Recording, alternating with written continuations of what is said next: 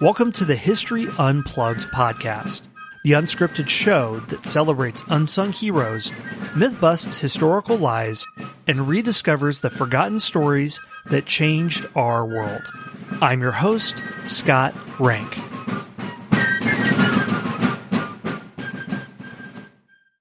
Hi, everyone. Welcome back to our series where we're looking at the most historically inaccurate movies that ever been made.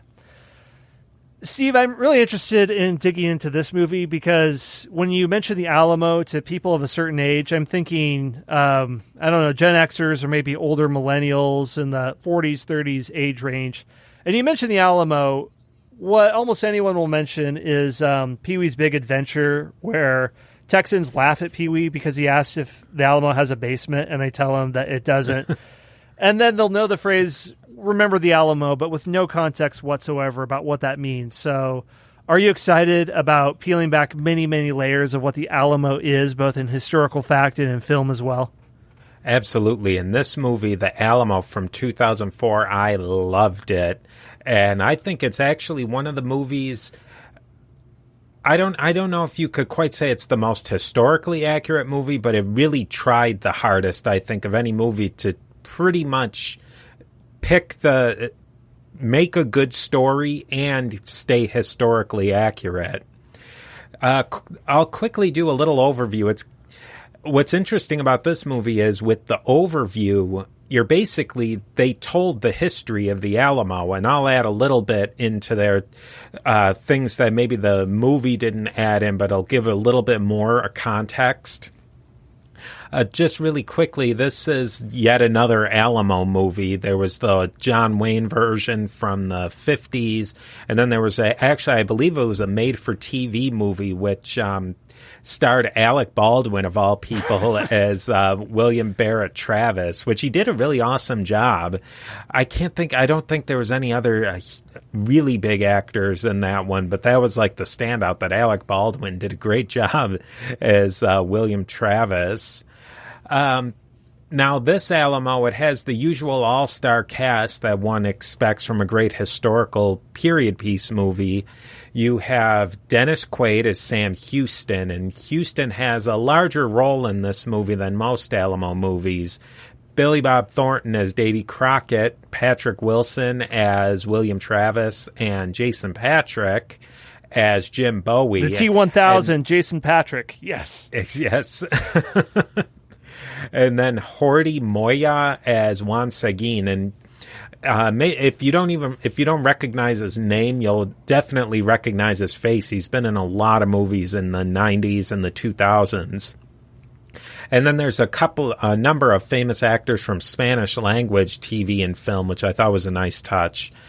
This movie had a huge budget, but unfortunately was kind of a box office flop. The purported goal of the filmmakers was to have this movie be as historically accurate as possible.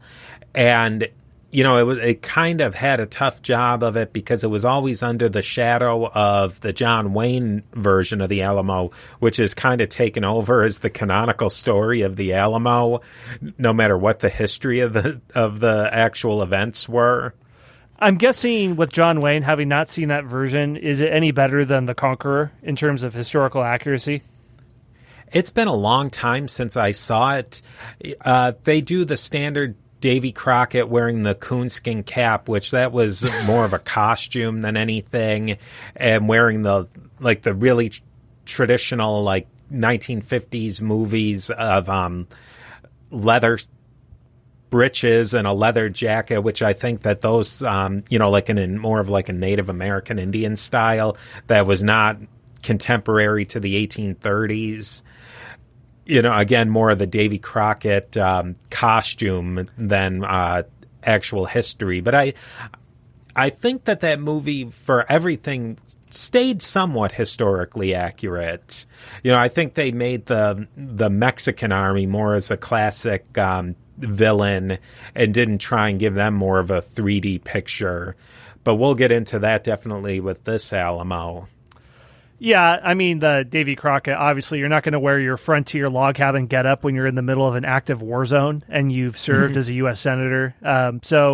But anyway, that movie's probably gone and buried. So let's go to, better, greener pastures with this one. So yeah, I know you have a lot of historical context, but I think it's good to make sense of what this movie gets right and wrong. So what's the background to the Alamo, despite it additionally not having a basement? Now, as I was saying, the movie actually discusses a good chunk of this setup on the road to the Alamo. Now, starting in the late 1600s, we're going way back, the Spanish began to seriously explore and colonize Texas, and they used their standard method of building a system of missions and presidios, mostly along the major rivers like the San Antonio River.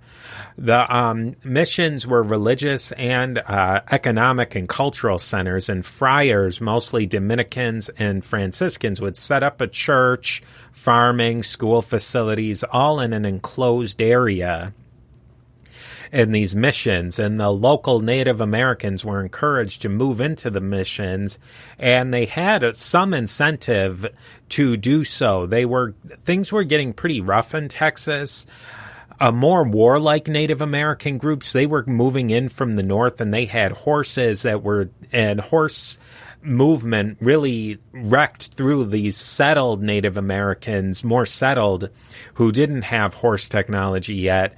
And there was some different things going on climatically that were making more of Texas plains, as opposed to, a lot of like the bigger trees were dying off. Now, so the local Native Americans, they needed food, they needed shelter, they needed protection from these other groups. And really, in order to go into these missions, the Native Americans had to adopt Christianity, learn Spanish, and then physically live inside of these missions and learn to farm using Spanish methods, and basically drop their old culture and language and all that stuff. So a lot of the Native Americans obviously didn't dig that as much. But in this story, that's a different issue. Now, like I said, the missions they provided some level of protection from raids and limited attacks, but they were not defensive structures by any stretch of the imagination. They were meant to hold out long enough to get support from the local presidio, and presidios were defensive structures or fortresses with troops and military logistics, and that's where the governors would live, and that's where the secular government would be. The Spanish San Antonio, modern-day San Antonio, had several missions in close proximity, and then a presidio. The Alamo was one of these missions, and it was located in pretty much modern-day downtown San Antonio, and it was just outside of the actual town of San Antonio, which was a little south of there. And then the governor's palace and presidio was about a mile or so west of the Alamo. And over the years, the Alamo was used in different capacities, including housing soldiers and cannons, and then it became somewhat of a fort. But keep in mind, it was never designed to be a fort, and that's the situation of probably the most important character of this movie and the whole story of the Alamo, which is the Alamo itself. Now, fast forwarding to the 1800s, Mexico became independent from Spain on September 16th of 1810. And just a little side note, Cinco de Mayo, which I always thought was Mexican Independence Day. Very common mistake in the United States, yes. Yeah, that marks a completely different historical event. Much later in history, about 75... maybe about close to 30 years after this, but completely independent. But anyways, the Constitution of Mexico of 1810 gave Mexico a really weak central government, and the various states of Mexico had a great deal of autonomy. And a place like the Mexican state of Tejas, what they call Texas, was in practice almost a completely independent country from Mexico City. Yeah, and at this time period, in terms of economic development, I don't know if Mexico is comparable or even richer than the United States, but it had definitely been settled and colonized and established much longer, 1 to 2 centuries longer of serious active colonization with city building. So some of the colonial-style cities that still exist in Mexico, like Merida or others, I think date back to the 16th century or so. So there's it'd be interesting. I don't know when America would pass Mexico in terms of economic development. That'd probably be well into the 19th century when industrialization moves on full force and the economy switches from agrarian, a more like Russian style of doing cash crops and other things, to industrialization. But I could see the draw to Mexico at that time. And the militarily, Mexico was much more developed than the United States military at that time. So I would say for sure economically, militarily, and definitely even in government structure. I mean, Mexico had structures of government that, like you said, went back 200 plus years into the even longer than that.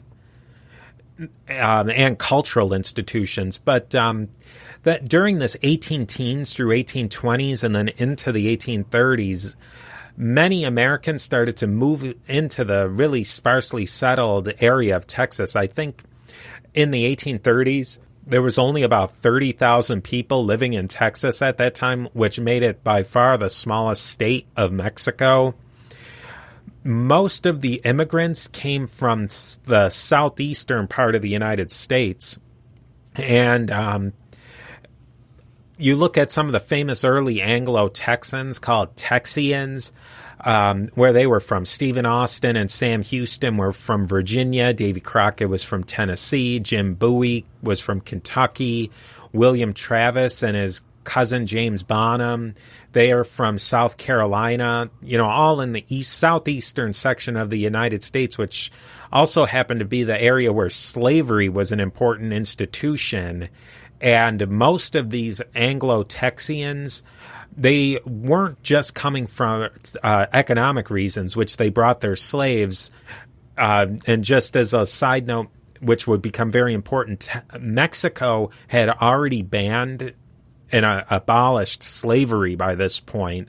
So that was a little bit of a sticking point early, right off the bat, basically.